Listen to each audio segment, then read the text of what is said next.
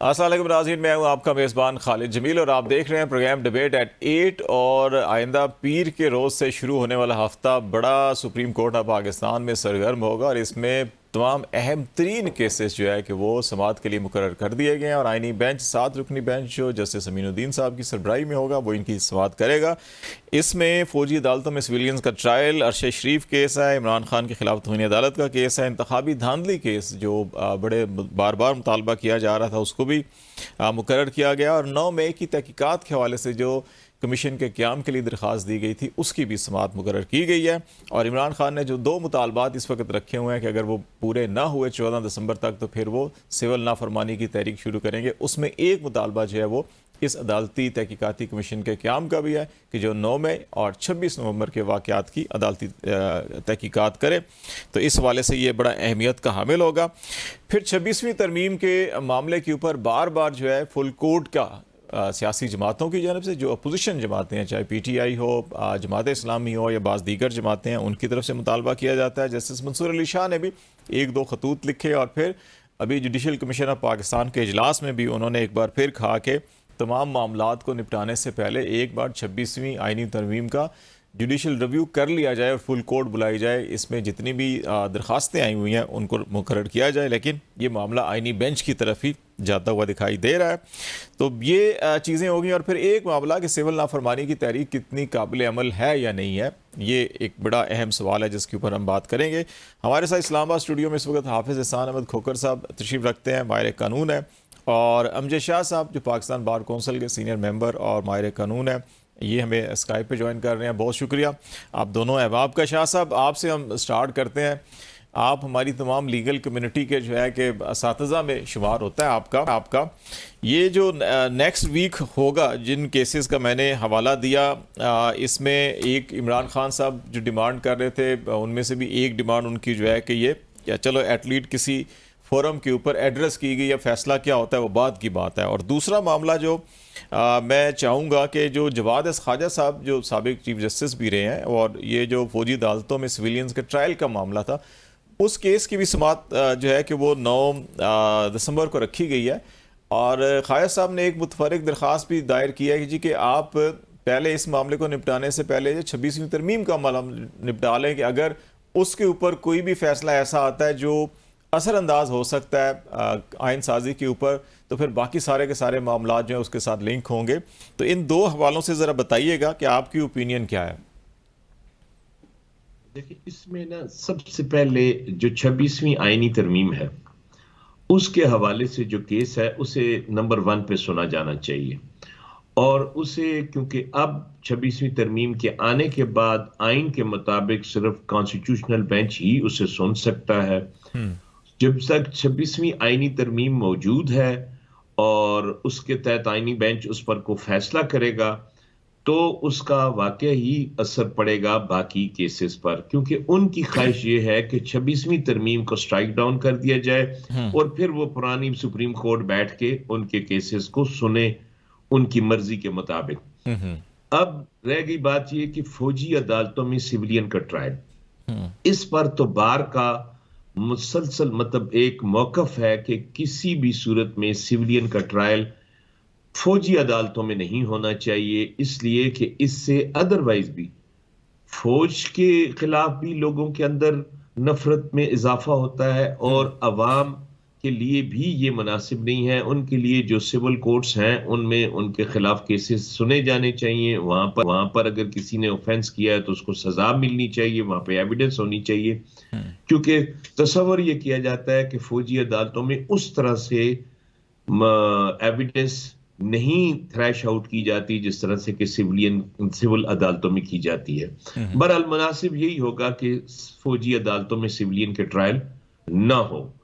अब इसके अलावा जो और एक केस वो है जो इलेक्शन के हवाले से है, इंतखाबी तो धांधली इलेक्शन के हवाले से इंतखाबी धांधली के, मेरा ख्याल है कि उसमें सुप्रीम कोर्ट को इसलिए इंटरफेयर नहीं करना चाहिए कि प्रॉपर प्रोसीजर मौजूद है, ट्रिब्यूनल बने हुए हैं और जो तरीका कार हमेशा से चला आ रहा है इलेक्शन एक्ट के तहत, जब वहां पर ऑर्डिनरी रेमेडीज मौजूद हैं तो फिर ऐसी स्पेशल रेमेडी जो है जो जिसे हम कहते हैं शॉर्टकट, तो वो मुनासिब नहीं होगा। नवाज शरीफ साहब के साथ भी यही हुआ था कि वो एमएनए थे, उनकी डिस्क्वालिफिकेशन के लिए जो तरीकाकार था उसको खत्म करके और सुप्रीम कोर्ट ने डायरेक्ट उनको नायल कर दिया था, तो उस पर बहुत ज्यादा उंगलियां उठी थी। तो सुप्रीम कोर्ट के लिए जो जितनी सुपीरियर कोर्ट्स हैं उनके लिए यही मुनासिब होता है कि वो उन केसेस में जहां पर लोअर कोर्ट्स में या जो ट्रिब्यूनल्स के अख्तियारात हैं उनमें मुदाखलत न करें तो ज्यादा बेहतर होता है। अच्छा शाह साहब, एक चीज़ और मैं आपसे ये पूछना चाहूँगा इस ट्रिब्यूनल के तनाजुर में ही, फिर मैं हाफिज़ साहब की तरफ आता हूँ कि जब इलेक्शन हुए उस वक्त इलेक्शन एक्ट कुछ और था, इलेक्शन हो गए, चैलेंज हो गए, नताइज, उनकी हेयरिंग स्टार्ट हो गई और फिर उसके अंदर एक तरमीम की गई। तो ये जो एक कहा जाता है जी कि आप अपनी मर्जी का फॉर टाइम बीइंग, अच्छा ये हालात हुए तो ये कर लिया, हालात चेंज हुए तो फिर कानून बदल लिया, फिर तब्दीली हुई तो फिर बदल लिया। ये जो एक चीज़ है कि स्पेसिफिक एक होता है पर्सन स्पेसिफिक, एक होता है इवेंट या हालात के स्पेसिफिक कानून को बार बार बदला जाता है। इस तनाजुर के अंदर ये इतराज़ किया जा रहा है कि जिस तरह से इत्तफाक राय से ये रिटायर्ड जजेस को निकाला गया था ट्रिब्यूनल में से, उस वक्त ये ख्याल था कि नहीं ये कंप्रोमाइज़ होते हैं और सर्विंग जज होने चाहिए। अब जब ट्रिब्यूनल में समाअत शुरू हो गई तो फिर रिटायर्ड्स को वापस ले आया गया तरमीम करके। तो आप समझते हैं कि ये तरीका ठीक है, विजडम है पार्लियामेंट की और उसको एहतराम करना चाहिए, या आप समझते हैं कि नहीं ये मफादात को देखते हुए जो तरमीम की गई है उसको स्ट्राइक डाउन होना चाहिए? दो राय हैं ये। देखें, आइन के मुताबिक पार्लिमान के पास इख्तियार है, उसका एहतराम होना चाहिए, लेकिन जनरल प्रिंसिपल ये है कि इवेंट स्पेसिफिक और पर्सन स्पेसिफिक जो भी लेजिस्लेशन होती है उसे बदनीति पर मबनी लेजिस्लेशन समझा जाता है। वो कभी भी मुनासिब नहीं होती। लेजिस्लेशन वही है जिसको प्रॉपरली आप डेलिब्रेशन करके, मशावरत करके, सबसे उस पर उनका वो जिसे हम कहते हैं मौक़िफ़ लिया इनपुट जाता है। जी लेके हाँ। तो जो लेजिस्लेशन होती है वही लेजिस्लेशन मुनासिब समझी जाती है। पार्लिमान का अख्तियार जरूर है, लेकिन ऐसी लेजिस्लेशन की मैं नहीं समझता कि कोई सेन पर्सन इसकी हमायत कर सकता है। ये जिसको लीगल टर्म के अंदर मेलाफाइडी कहा जाता है। हाफिज साहब, ये या बुनियादी सवाल जो शाह साहब से मेरा था वही आपसे है कि एक इमरान खान की डिमांड थी कि दो ये मुतालबात कमीशन बनाया जाए। 9 मई का केस भी अब सामने आ रहा है और फिर ये इंतखाबात की धांधली का केस भी सामने आ गया, उसमें भी शाह साहब ने मौक़िफ़ दिया है।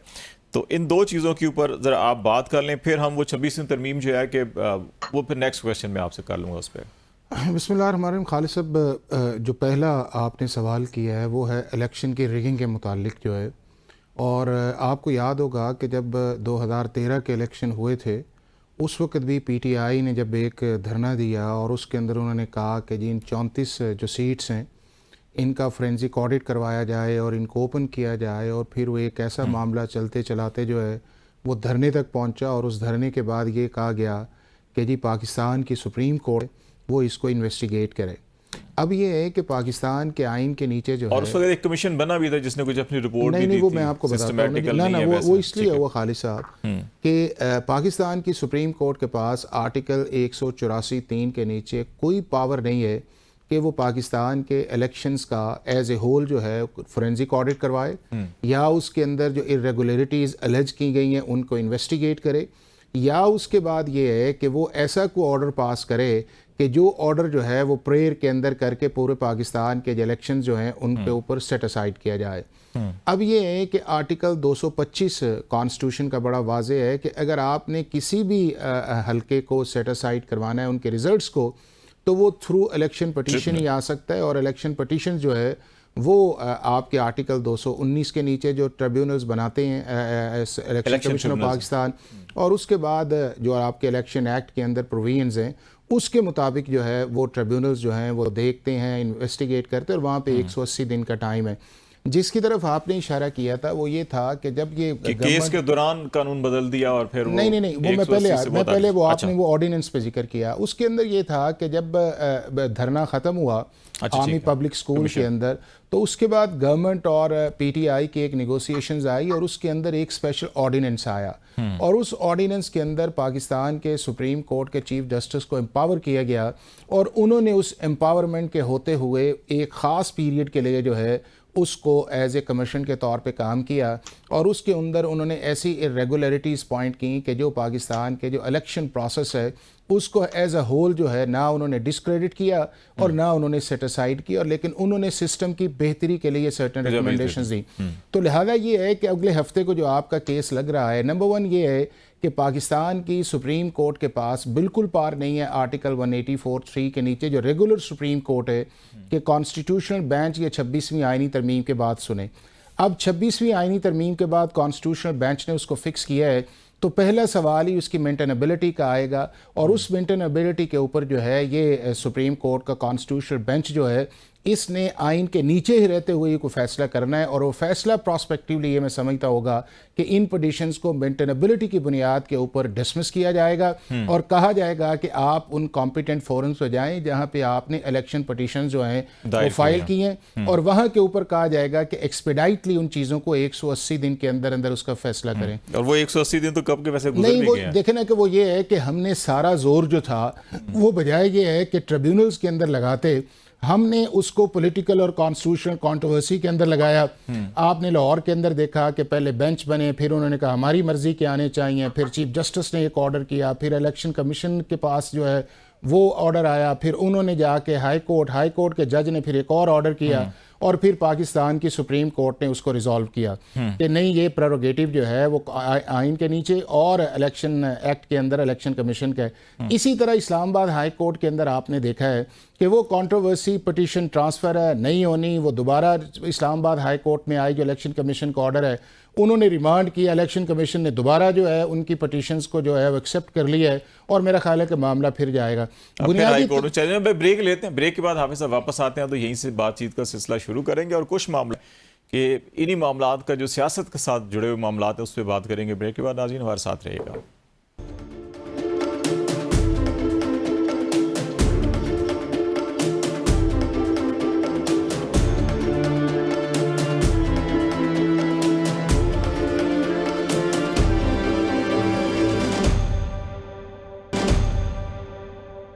वेलकम बैक नाज़रीन, बातचीत को आगे बढ़ाते हैं और हम बात कर रहे हैं इस वक्त जो आइंदा हफ्ता होगा सुप्रीम कोर्ट में कितना अहम होगा, कितने अहम तरीन केसेस हैं जिनका बराह रास्त सियासत से पाकिस्तान के मामला और तल्लुक जो है वो जुड़ा हुआ है, और जो सिविल नाफरमानी की तहरीक का ऐलान किया हुआ है इमरान खान ने कि अगर 14 दिसंबर तक 2 कमीशन 9 मई के हवाले से और जो 26 नवंबर का है वो नहीं हुआ और सियासी कैदियों की रिहाई ना हुई तो फिर सिविल नाफरमानी की तहरीक भी शुरू होगी। अब साहब वो नुक्ता जो एक रह गया था वो कंप्लीट कर लीजिए और इसको सिविल नाफरमानी से भी ज़रा जोड़ लें कि ये जो अगर 9 मई के ऊपर ये जो समाअत होगी, ये समाअत कितनी मौसर हो सकती है कि अगर कोई कमीशन इसमें बनता है और 26 नवंबर का मामला भी सामने है तो वो सियासत में कोई थोड़ा सा ठंडापन आ जाएगा, नहीं आ जाएगा? फिर यही सवाल फिर मैं अमजद शाह साहब की तरफ ले अच्छा खालिद साहब, एक तो ये है कि जो पहले वाला मामला है बजाय ये कि पॉलिटिकल पार्टीज़ जो है उसको पॉलिटिकल नैरेटिव के तौर पे लें, मेरा ख्याल ये है कि इसका फ़ैसला जो है वो इलेक्शन ट्रिब्यूनल से करवाना चाहिए, और अगर कोई भी ट्रिब्यूनल फ़ैसला करता है तो आप उस फैसले को पाकिस्तान की सुप्रीम कोर्ट के अंदर चैलेंज कर सकते हैं। लिहाजा टाइम ज़ाया नहीं करना चाहिए कि जी इसके आपका हो उसका हो, फलां बेंच हो, रिटायर्ड जज हो ना हो। एक लॉ ऑफ द लैंड है, अगर वो पाकिस्तान की सुप्रीम कोर्ट जुडिशल रिव्यू के अंदर उसे स्ट्राइक डाउन नहीं करती तो उसको फॉलो करना चाहिए, और मेरा ख्याल है कि जो डिफीटिंग कैंडिडेट्स हैं उनके लिए अप्रोप्रिएट है। दूसरा, आपने 9 मई के अंदर बात की। अब 9 मई जो है उसके ऊपर जो सबसे बड़ा प्रॉब्लम है वो ये है कि कमीशन बनाना फेडरल गवर्नमेंट का काम है, पाकिस्तान की सुप्रीम कोर्ट या हाई कोर्ट जो है वो कमीशन नहीं बना सकती। वैसे जैसे 2013 का रेफरेंस आप बिल्कुल जो वो बिल्कुल नहीं उसके अंदर बना सकती, चूंकि ये है कि एक एग्जीक्यूटिव है और उसके अंदर आपके जो सर्टेन TORs हैं वो भी फेडरल गवर्नमेंट डिफाइन करती है, और उसके बाद अगर वो समझती है जो सेक्शन 3 के नीचे है जो कमीशन ऑफ इंक्वायरीज एक्ट 2017 है वो पाकिस्तान के चीफ जस्टिस जो हैं वो सुप्रीम कोर्ट के या हाई कोर्ट को भी लिख सकती है, खुद भी बना सकती है। लेकिन वैसे इसमें एक सवाल ये पैदा होता है साहब कि जो इस वक्त हालात हैं, जितनी तनाव है, कशीदगी है, और जिन मामलात की बुनियाद की वजह से इस वक्त जो है कि हर कोई ना तकसीम हुआ हुआ है, माशरा पूरा का पूरा, सियासत, मईशत, माशरत, हर चीज़ है। तो आप समझते हैं गवर्नमेंट को खुद इनिशिएटिव ले लेना चाहिए कि अच्छा यार ठीक है इसके ऊपर कमीशन बनाते हैं, जो असल लोग हैं उनको कैसे किरदार तक पहुंचाएं? देखें खालिद, आज जो भी कमीशन फेडरल गवर्नमेंट बनाएगी PTI उसको एक्सेप्ट नहीं करेगी। ये सिर्फ एक पॉलिटिकल नैरेटिव है। अगर आप गवर्नमेंट पे ट्रस्ट करें तो बात आगे बढ़े ना। अब ये है कि यहाँ के ऊपर दो और लीगल या कॉन्स्टिट्यूशनल हर्डल्स हैं।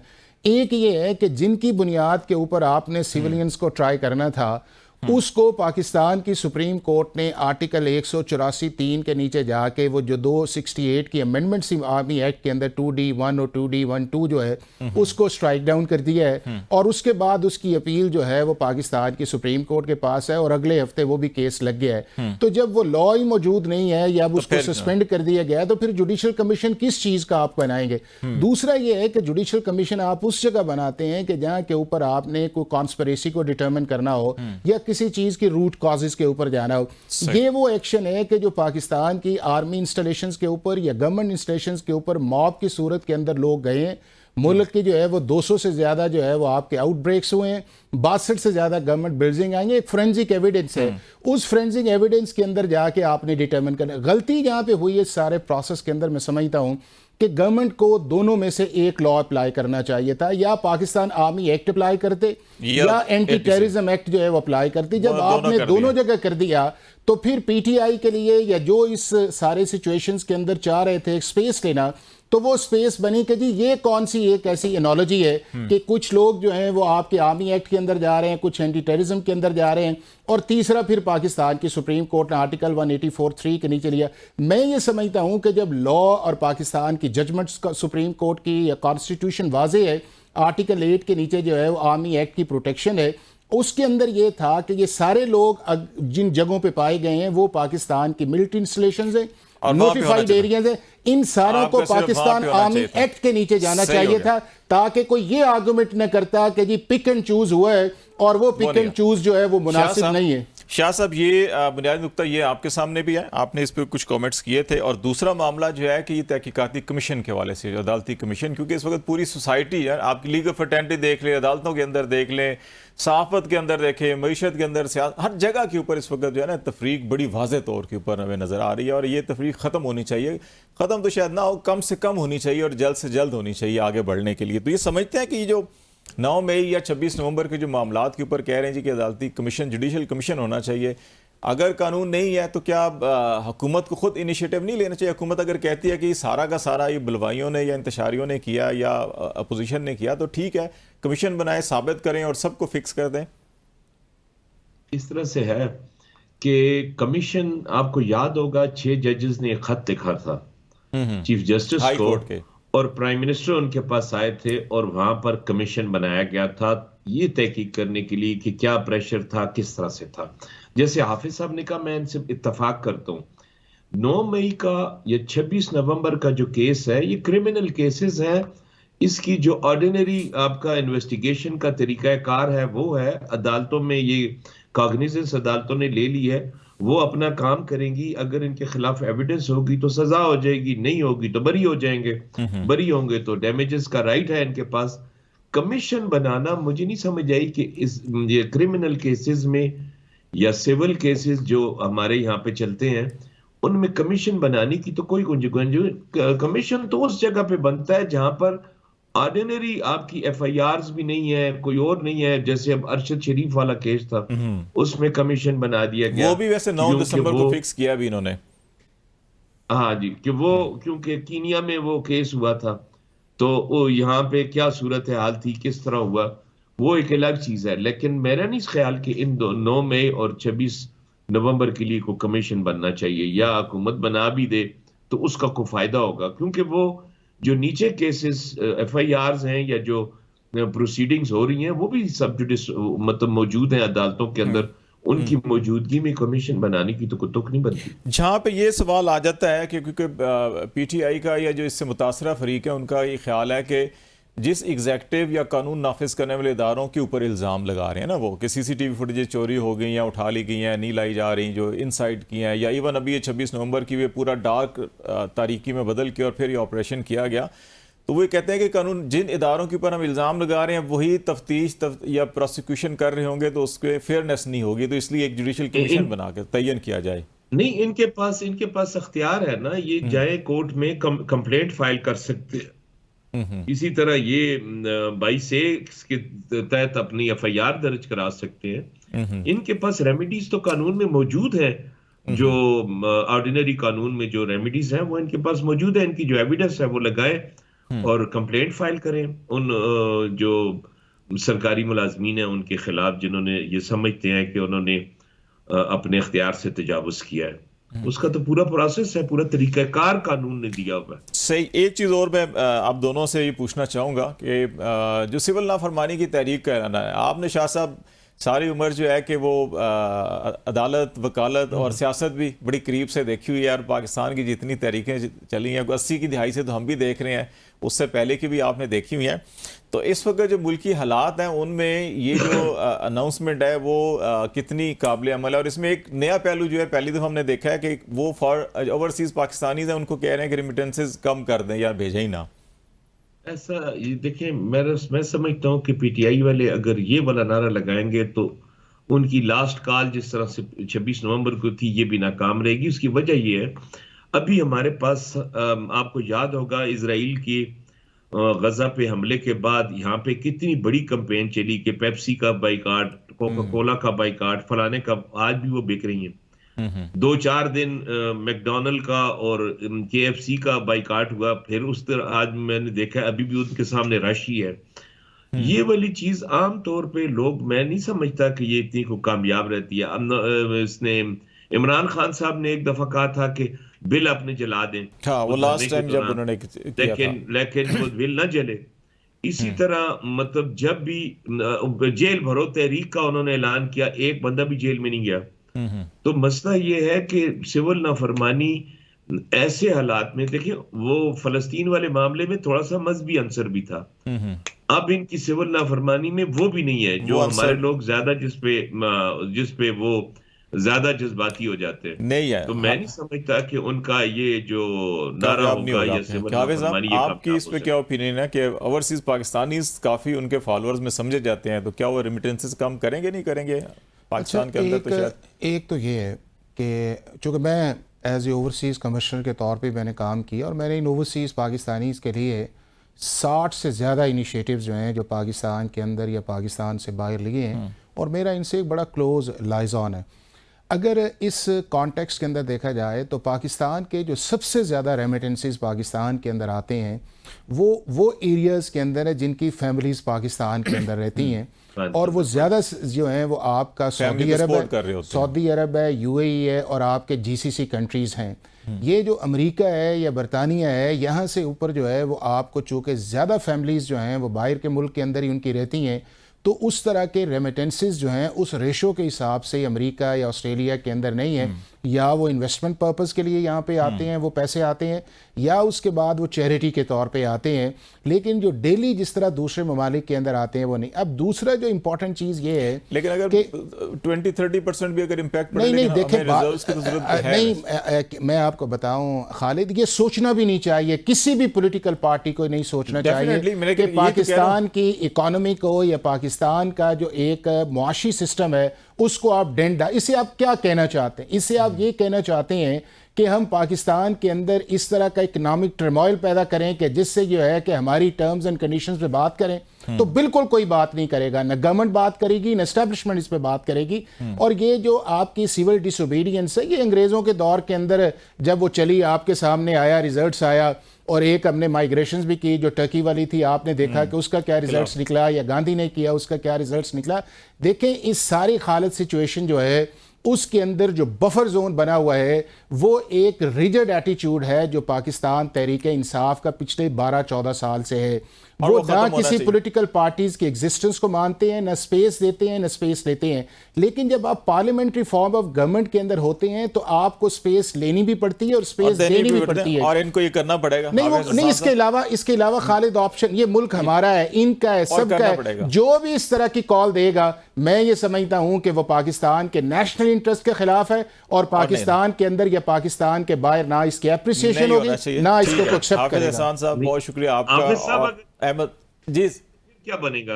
ये तो आखिरी उनका सारे अपने कर लिए। चले ठीक है, अमजद शाह साहब बहुत शुक्रिया आपका भी, हाफिज एहसान साहब बहुत शुक्रिया आपका भी। नाज़रीन, ब्रेक लेते हैं और ब्रेक के बाद आते हैं तो हमें फैसल चौधरी साहब जो पाकिस्तान तहरीक इंसाफ से वाबस्ते हैं और इमरान खान के वकील भी हैं, वो हमें ज्वाइन करेंगे और फिर उनका भी एक नुक्ता नज़र हम पेश करेंगे। हमारे साथ रहिएगा।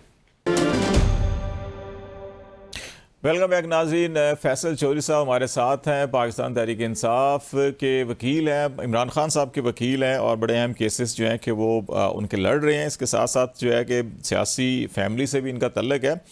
चौधरी साहब ये बताएं कि अगला हफ्ता बड़ा अहम इस एतबार से है कि वो तमाम आपके केसेस या जो आपकी डिमांड्स रही हैं, 9 मई की तहकीकात का मुतालबा इमरान खान साहब ने अभी भी जो 14 दिसंबर तक डेडलाइन दिया उसमें ये भी शामिल है, और फौजी अदालतों में सिविलियंस के ट्रायल हो गए। इमरान खान साहब के खिलाफ वो आपको याद होगा 25 मई को एक लॉन्ग मार्च किया था पेशावर से इस्लामाबाद, तो उस पर तौहीन अदालत की दरख्वास्त भी उनके खिलाफ है, वो भी लगा दिया गया। इंतखाबी धांधली का केस भी लगा दिया गया। आपका जो फरवरी में पटिशन्स आई थी, तो ये सारे केसेस जो हैं कि अगले हफ्ते लगे हुए हैं, तो आप की तो आधी से ज़्यादा डिमांड्स तो पूरी हो गई हैं, तो अब कुछ ठंड शंड होगी सियासत में? मेरे ख्याल से पहली बात यह है कि 9 मई और सानिया 26 नवंबर के सानहात के लिए हम आईनी बेंच से नहीं, हम जुडिशल कमीशन से तहकीकात चाहते हैं जो कि सुप्रीम कोर्ट के सीनियर जजेस के ऊपर मुश्तमिल हो। उसमें आईनी बेंच के जो जजेस हैं, जो सीनियर मोस्ट हैं, वो भी हो सकते हैं, लेकिन जुडिशल कमीशन एक ऐसा होना चाहिए जो कि 26वीं आईनी तरमीम के साथ हमारा बुनियादी इख्तलाफ है। हम ये समझते हैं कि 26वीं आईनी तरमीम ने अदलिया की आज़ादी पे ज़रब लगाई है और सुप्रीम कोर्ट के अंदर ही डिस्क्रिमिनेशन करते हुए चंद जजेस को आईनी इख्तियारात हासिल दे दिए हैं और बल्कि और ज़्यादातर जजेस को आईनी इख्तियारात हासिल नहीं है। तो ये तासुब जो है और इक्वलिटी बिटवीन द पीयर्स, ये उस प्रिंसिपल के खिलाफ है। सुप्रीम कोर्ट के सारे जज, हाई कोर्ट के सारे जजेस वो एक ही किस्म के इख्तियारात के हामिल या हो सकते हैं या नहीं हो सकते। जिस तरह से आईनी बेंच बनाई गई है, ये सुपीरियरिटी दी गई है चंद जजेस को बाकी सुप्रीम कोर्ट के जजेस के ऊपर, तो ये अदलिया की आज़ादी के बुनियादी असूल के मुनाफी कानून साजी है। हम इसको तस्लीम नहीं करते हैं बतौर जमात, और हमारा मुतालबा है इसको अंडू किया जाए। अगर आपको याद हो तो जो 24 नवंबर का जो एहतजाज था, उसकी 3 बुनियादी नुकात में ये बिल्कुल 26 फरवरी पहली शर्त थी। जी हाँ, तो ये अब हम इस आईनी बेंच के सामने ज़ाहिर है पेश तो होना पड़ेगा, बेंच तो वही है, लेकिन हम चाहते हैं कि 9 मई और 26 नवंबर की तहकीकात जो हैं वो एक आज़ादाना और ऐसा जुडिशल कमीशन करे जो सबके लिए काबिल कबूल ये हो जाएगा। दूसरा एक निक्ता और मैं कतई कलामी की माफ़ी चाहता हूँ कि ये 26वीं तरमीम के ऊपर आपकी पार्टी का ये मौक़िफ़ है कि पहले इसके ऊपर फुल कोर्ट बैठे। यही जस्टिस जवाद ख्वाजा साहब ने भी जो है कि अब मुतफरिक दरख्वास्त दी है, ये जो फौजी अदालतों में सिविलियंस का ट्रायल है उसमें भी वो कह रहे हैं कि नहीं आप फैसला ना करें। अब जब ये आपके केसेस समाअत के लिए मुकर्रर हो गए हैं, तो वहाँ पे आपकी पार्टी का मौक़िफ़ क्या होगा? आप ये समझते हैं कि जी कि नहीं, ये नहीं सुन सकते, पहले फुल कोर्ट बनाई जाए, और अगर 7 रुकनी बेंच जो है कि ये इस्तदा मुस्तरद कर देता है कि फुल कोर्ट नहीं हम ही सुनेंगे, तो फिर क्या होगा? नहीं, हमारा मौक़िफ़ तो यही होगा और पार्टी जो है वो फुल कोर्ट के सामने ही अपना मुकदमा पेश करना चाहती है। उसकी वजह ये है कि ये जो आईनी बेंच है, जैसे मैंने अभी अर्ज़ किया, ये तो उस सारी कानून साजी का बेनिफिशरी है। ये तो उनको फ़ायदा हासिल हुआ है, तो ये अगर ये खुद सुनेंगे तो इससे तो मामलात जो हैं वो शफाफियत नज़र नहीं आएगी। इंसाफ ना सिर्फ होना चाहिए, होता हुआ नज़र आना चाहिए।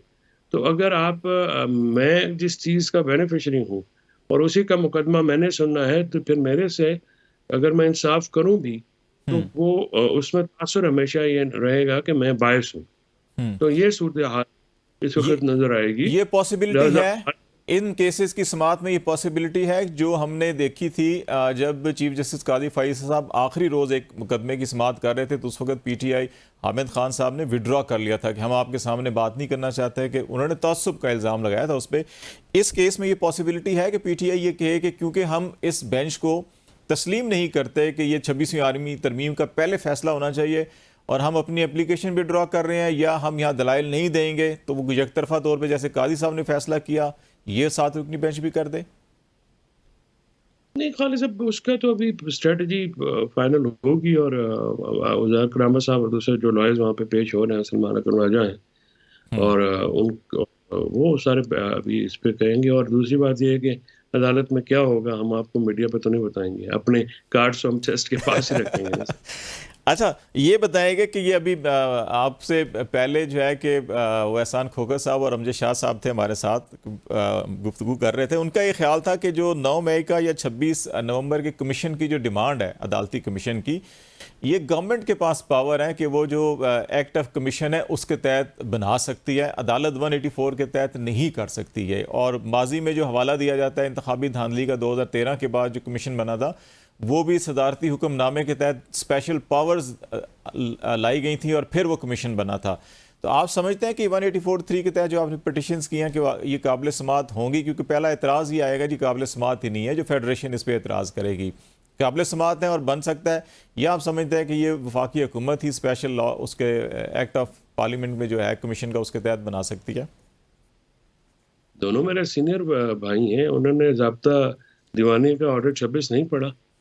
क्या रोज़ाना अदालतें कमीशन नहीं मुकर्रर करती? क्या रोज़ाना मजिस्ट्रेट साहबान को या जजेस के ऊपर मुश्तमिल जो है वो कमीशन नहीं बनाई जाती? तो ये कहना कि कमीशन बन नहीं सकती, और अगर हुकूमत ने बनानी है तो हुकूमत से ही तो बात की जा रही है। ये मुज़ाकराती कमेटी जो है, तो डिमांड किससे है? डिमांड हवा में तो नहीं है, हुकूमत से, और असल हुकूमत से बनाए।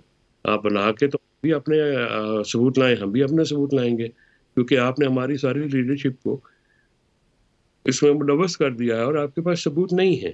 तो 1.5 साल से आपने लीडरशिप को असीर किया हुआ है, तो हम वो अपने एविडेंस देते हैं, आप अपने एविडेंस दें। ये तो नहीं हो सकता ना कि आप वन साइडेड जजेस लगाएं अपनी मर्जी के, और ये बेंच आईनी बेंच फॉर्म ही हुकूमत ने किया है। एक जुडिशल कमीशन की है। एक क्वेश्चन लीगल आपसे करूंगा, फिर एक पॉलिटिकल क्वेश्चन करूंगा। लीगल क्वेश्चन आपसे ये कर लेते हैं कि जो फुल कोर्ट के हवाले से जस्टिस मंसूर शाह साहब ने भी खतूत लिखे, उन्होंने जुडिशल कमीशन ऑफ पाकिस्तान में आखिरी नुक्ता भी उठाया, जिसमें चीफ जस्टिस साहब ने कहा कि नहीं, ये मामला कॉन्स्टिट्यूशनल बेंच नहीं तय करना है कि ये खुद करेंगे या फुल कोर्ट जो भी है उनका है, और बाकी अक्सरियती राय उनके हक में थी। अब आप ये समझते हैं कि ये 7 रुकनी बेंच जो है कि वो फैसला कर सकता है कि फुल कोर्ट में चला जाए मामला, या वो कहते हैं कि नहीं हम ही करेंगे, यही फुल कोर्ट है, तो फिर क्या होगा?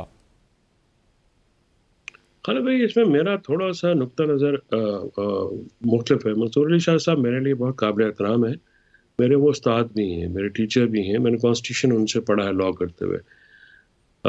मैं नहीं समझता कि जज साहब को ये लेटर लिखना चाहिए था फुल कोर्ट की फॉर्मेशन का। ये पार्टीज का हिस्सा कहा कि देखिए, मंसूर अली शाह साहब खुद जब 26वें, यानी नीयत की मैं बात नहीं कर रहा हूँ, मैं अगेन वही कह रहा हूँ कि फिर आप इसमें जो खत लिखते हैं तो वो नामुनासिब हो जाता है। तो ये पार्टीज देखें, लिटिगेंट्स हैं, वो लिखें। देखिए ना, जैसे आप मंसूर शाह साहब ने उस बेंच में बैठना है और खुद वो अगर लेटर लिखेंगे तो फिर दूसरी पार्टी को मौका मिलेगा एतराज करने का।